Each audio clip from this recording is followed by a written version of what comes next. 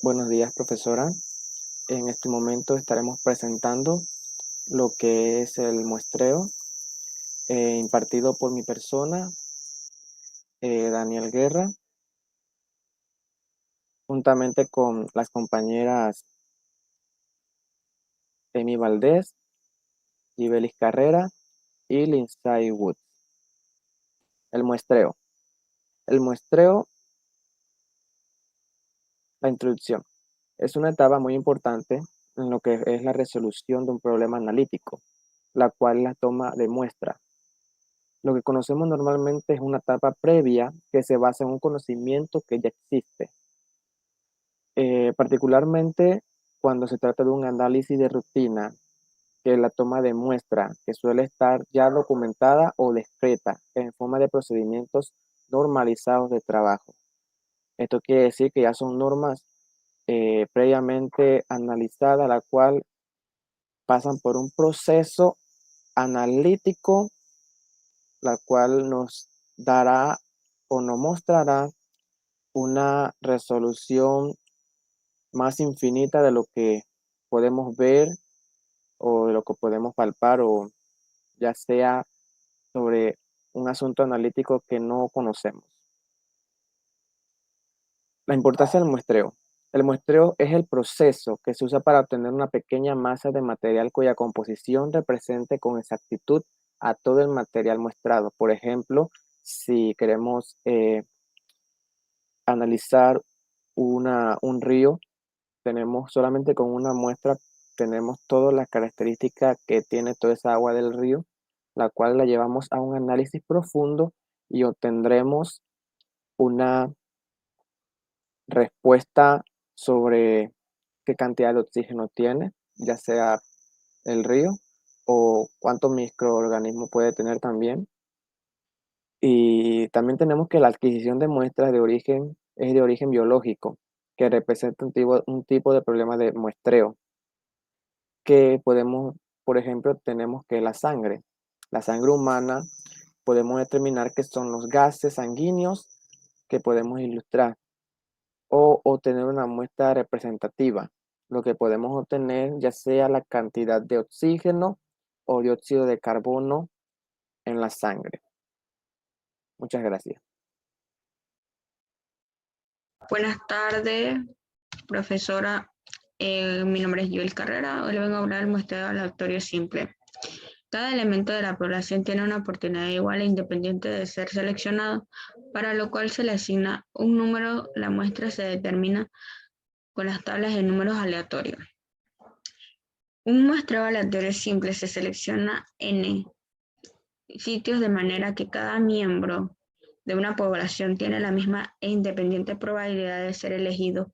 Esta modalidad no garantiza que se cubra toda el área de estudio, pues superficies relativamente grandes se quedan sin muestrar o bien las muestras aparentan estar agrupadas. Cada sujeto tiene una probabilidad igual de ser seleccionado para el estudio. Se necesita una lista numérica de las unidades de la población que se quieren muestrear. Opciones: fichas de lotería, bolitas numeradas, tablas de números aleatorios. Pasos: determinar el tamaño de la muestra, numerar al individuo de 1 a n, tirar unidades al azar, probabilidad de elección igual. Ejemplos: cobertura de cualquier muestra, numerar la muestra, hacer una lista de todas las muestras que están señaladas. Numeración del 1 hasta la muestra, hasta el número que se desea, que está muestrear. Y seleccionar aleatoriamente cada muestra.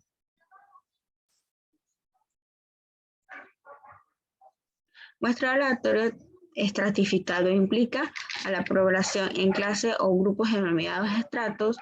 Las unidades incluidas en cada estrato deben estar relativamente homogéneos con respecto a las características a estudiar. Por ejemplo, se puede realizar estudios para conocer la opinión de la población sobre el planteamiento de una muestra estratificada por edad. Cuando una muestra incluye subgrupos representativos o estratos de los elementos de estudio con características específicas, o sea, urbano, rural, nivel de instrucción, año, sexo, grupo étnico, niveles académicos, etc. Cada estrato, para obtener el tamaño de la muestra, se puede utilizar un muestreo aleatorio o sistemático. Con los dos se puede realizar. Muchas gracias. Buenas, profesora. Mi nombre es Jency Woods y voy a presentar lo que es el muestreo sistemático.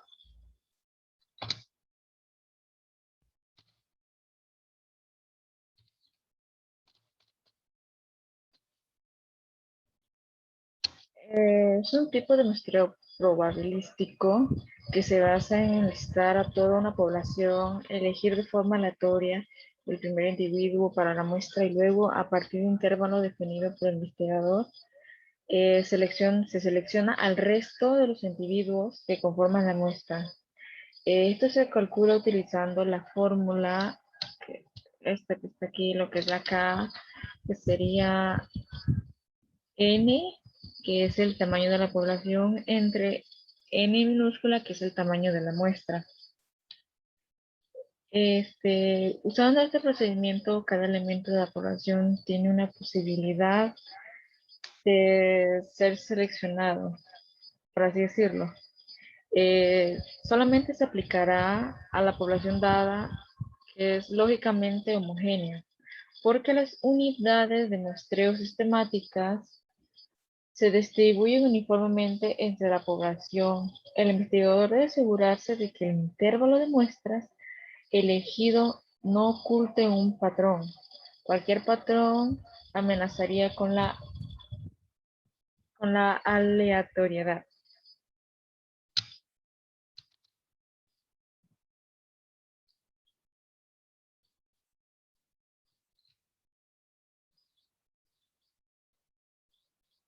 Ventajas y desventajas del muestreo sistemático. El muestreo sistemático presenta tanto ventajas como desventajas al momento de implementarlo.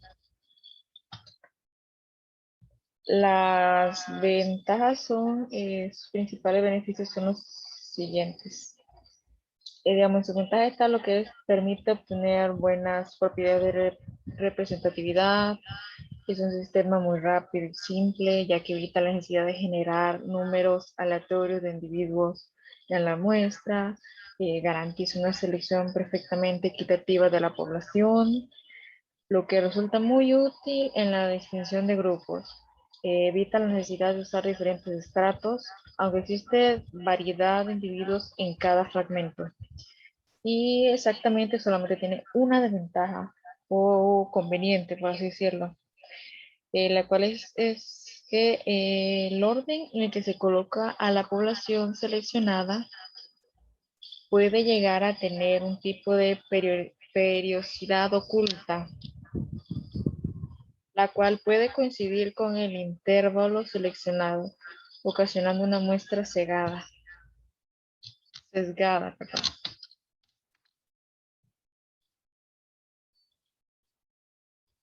Eficiencia del muestreo sistemático. El muestreo sistemático se ideó para mejorar las propiedades del muestreo aleatorio simple, pero el grado de mejora es variable dependiendo de las propiedades del universo estudiado.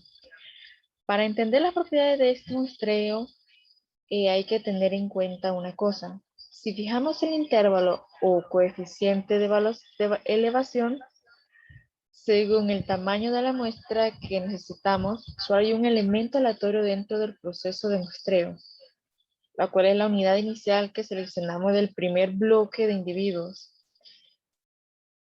El resto queda fijado de antemano. Esto equivale a decir que solo tenemos K posibles muestras diferentes a obtener y que el muestreo es simplemente escoger una de las K muestras disponibles. Es posible demostrar que cuanto más supera la varianza dentro de las K posibles muestras que podemos generar a la varianza poblacional, más precisión ganamos usando el muestreo sistemático respecto al aleatorio simple. Lo anterior puede interpretarse diciendo que el muestreo sistemático es más preciso que el aleatorio simple, cuando la variabilidad dentro de las posibles muestras es superior a la variabilidad dentro de las unidades de la población. La precisión del muestreo sistemático coincide con la del aleatorio simple, cuando ambas variabilidades coinciden, y esto se da cuando la disposición de los elementos en la población es totalmente aleatoria.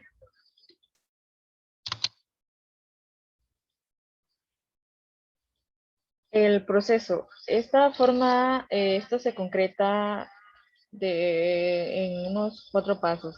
El primero sería elaboramos una lista ordenada de los n individuos de la población, lo que sería el marco muestral.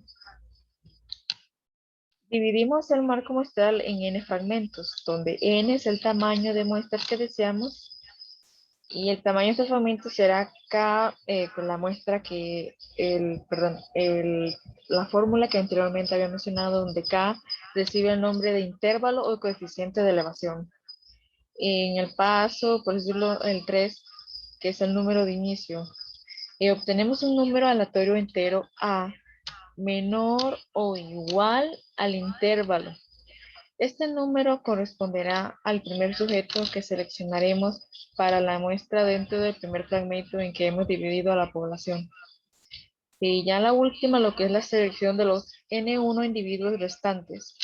Seleccionamos los siguientes individuos a partir del individuo seleccionado aleatoriamente, mediante una sucesión aritmética, seleccionando los individuos del resto de fragmentos en que hemos dividido la muestra que ocupan la misma posición que el sujeto inicial. Este equivale a decir que seleccionamos individuos, como se puede notar ahí, A, A, más K, A, 2K, A, 3K, y así sucesivamente. La comparación con el muestreo aleatorio estratificado. El éxito del muestreo sistemático con relación al muestreo aleatorio simple, o como ya mencioné, el aleatorio estratificado, depende mucho de las propiedades de la población. En algunas poblaciones el muestreo sistemático es extremadamente preciso y en otras resulta menos preciso que el muestreo aleatorio simple. Para algunas poblaciones y algunos valores de n, por lo tanto, es difícil dar un consejo general respecto a las situaciones donde se aconseja el muestreo sistemático. Es necesario conocer algo sobre la estructura de la población para poder usarlo de manera efectiva.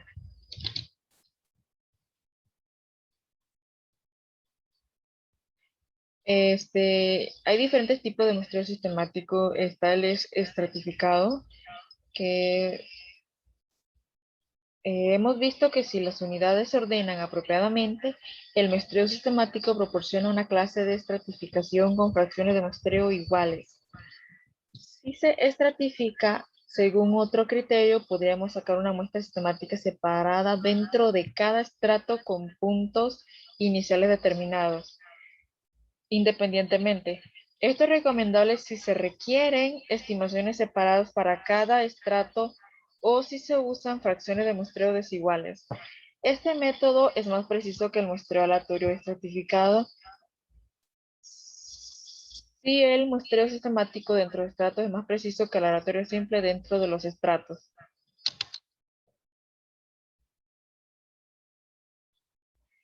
Muestreo sistemático en 2 dimensiones. La muestra queda completamente terminada al elegir un par de números aleatorios para fijar las coordenadas de la unidad superior izquierda. El comportamiento de la rejilla cuadrada se ha estudiado en poblaciones teóricas y en poblaciones naturales. Merten en 1960 investigó el mejor tipo de muestra cuando la correlación entre cualquiera de 2 puntos del área Es una función cóncava hacia arriba y monótona decreciente de separación de.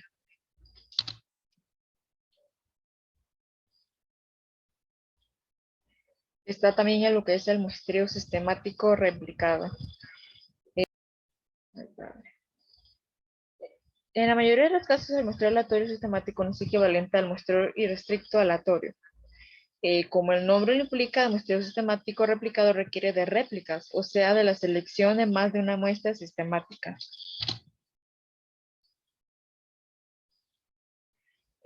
Aplicaciones. Se puede recomendar el uso del muestreo sistemático en las siguientes situaciones. Cuando el ordenamiento de la población es esencialmente aleatorio o contiene lo más una estratificación débil. Aquí el muestreo sistemático se usa para conveniencia y se esperan pocas ganancias de precisión. Se cuenta con estimaciones maestrales del error que son razonables y sesgadas. Otra aplicación podría ser cuando se emplea una estratificación con números, estratos y se toma una muestra sistemática independiente en cada estrato.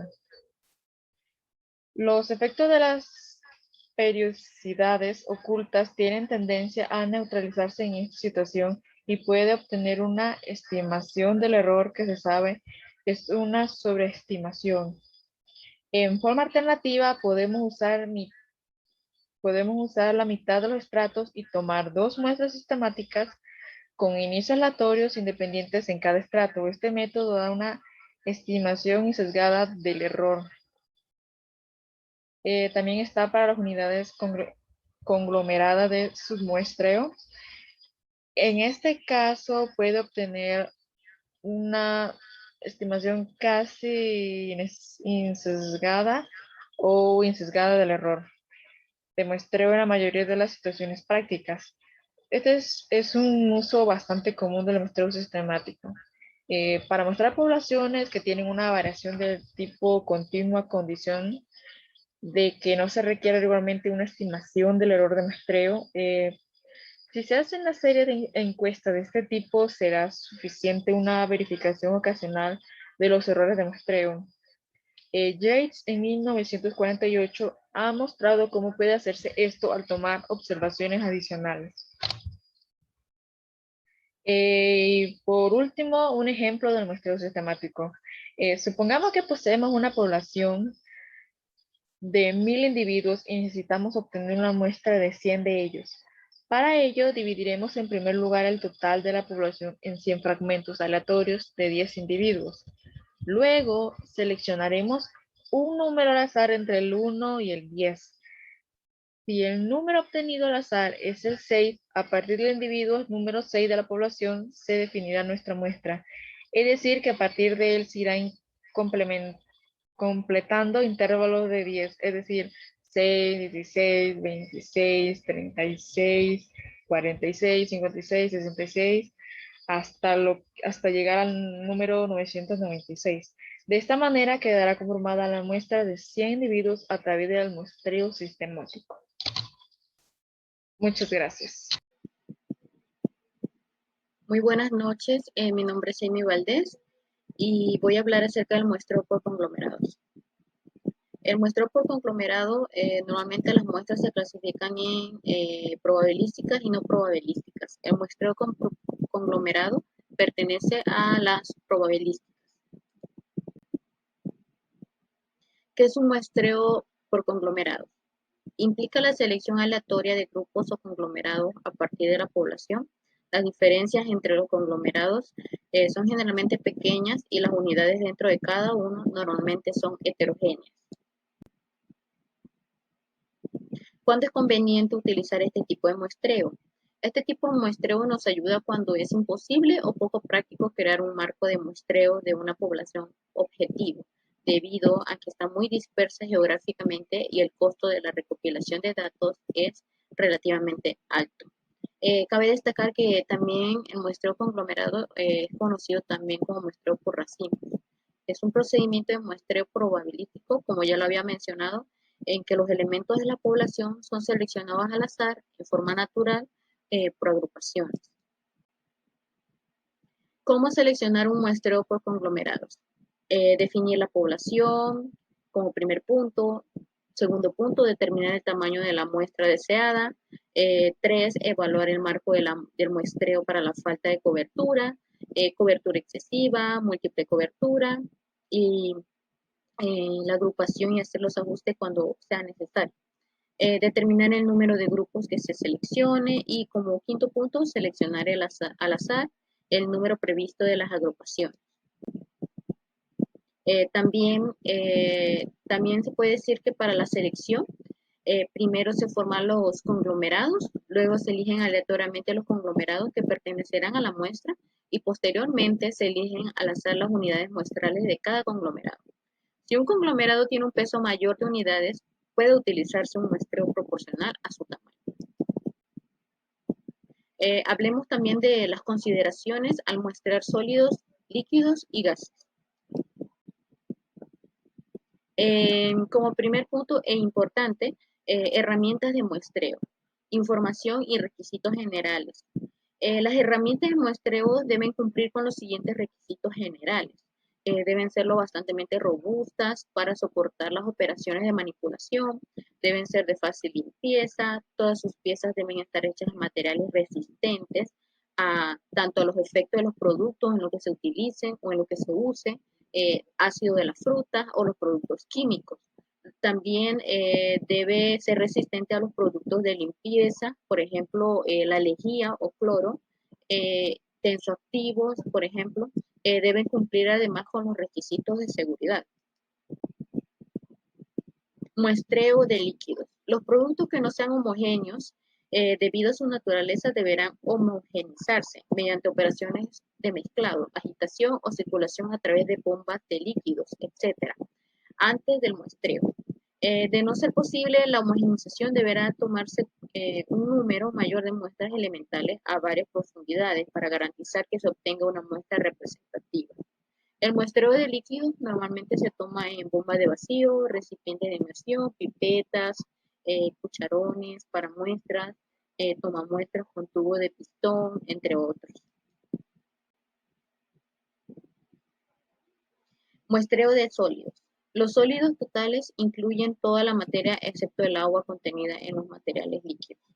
En el muestreo de sólidos se utilizan lanzas, tomamuestras tubulares, tomamuestras zonales, palas de muestreo, tomamuestras en espiral, entre muchos otros.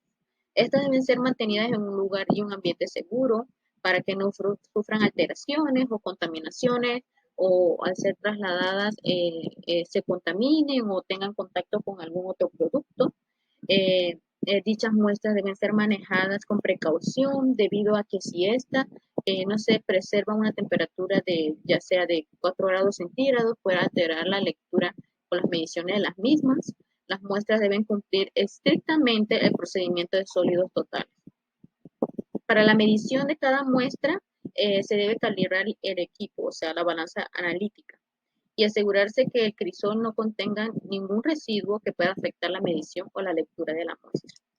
En el caso de las muestras del sólido. Muestreos de gases. Para las tomas de las muestras de los gases se requiere un cilindro metálico para tomar la muestra y transportarla. El cilindro toma muestras es un equipo que incluye el cilindro calificado para la presión y válvulas de cierre de entrada y salida. También se podrán utilizar otras herramientas adecuadas, similares a las que ya mencioné, con el objetivo de obtener muestras que siempre puedan realizar las operaciones descritas y cumplir con los requisitos en la materia de seguridad. Se podrán utilizar estas herramientas también para agregar muestras primarias o para homogeneizar, separar, reducir o despistar, etc. Las muestras finales. Con este fin, se pueden utilizar cajas, bitones, latas, cubos, entre muchos, de plástico o de metal, con sus mezcladores correspondientes. Muchas gracias.